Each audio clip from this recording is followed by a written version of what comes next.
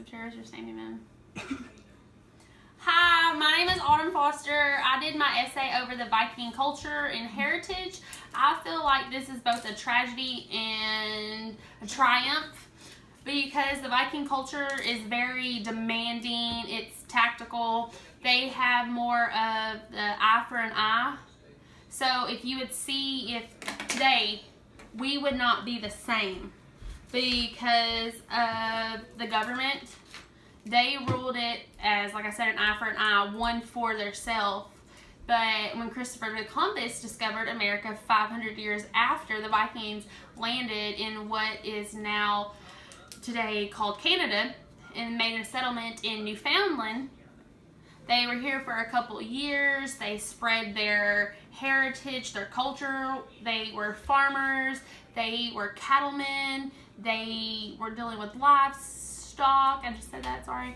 But they were engineers, I guess you would call it.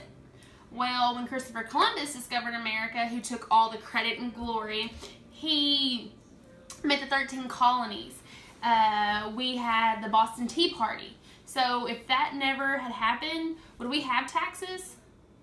Would we have a legal system, government, the Constitution, laws? So I feel like it was a triumph because Christopher Columbus did get the credit of discovering America, so that we have today what we have, our legal system, our laws, where you can't just go out and kill somebody because they took a dog or animal or something. There's laws for that. They go to jail, they get fined. So in the Viking culture and in their military aspect, they would just go from town to town, well, colony to colony, village to village, and kill people. They would take all the women, all the children, and use them as slaves or use them as sexual items. And they would kill the men and then burn down their villages and kill their animals.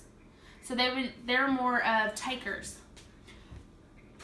But Christopher Columbus, he came from Europe, and he originally came from Spain, but the Queen financed his trip to come to America. So we have more of two different cultures as one big, I guess you call it, America.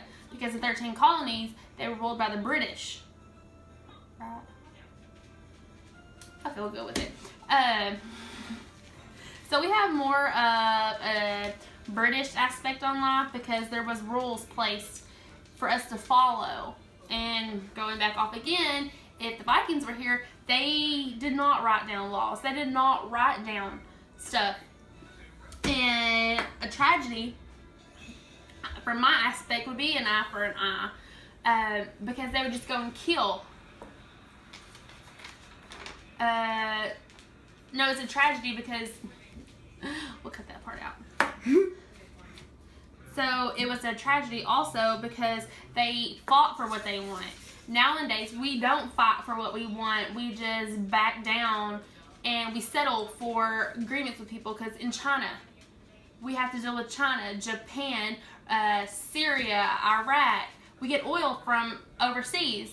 Well, we're not fighting for it. We're bowing down to their demands, and we pay the price that they want. When the Vikings, they would just go over there and fight them. I know we are fighting them, but we have laws we have to follow. We can't just go and shoot someone. The Vikings would go over there and just shoot them, stab them, cut them. So that is one tragedy I see, that they were more sufficient with their battle styles, and they got what they wanted.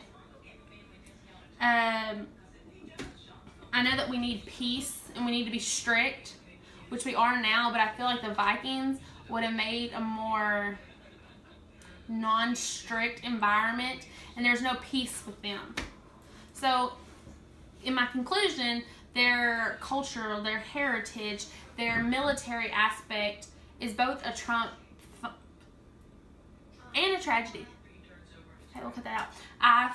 So in conclusion, I feel the Viking culture, heritage, military aspect is both a triumph and a tragedy because we can learn so much from them.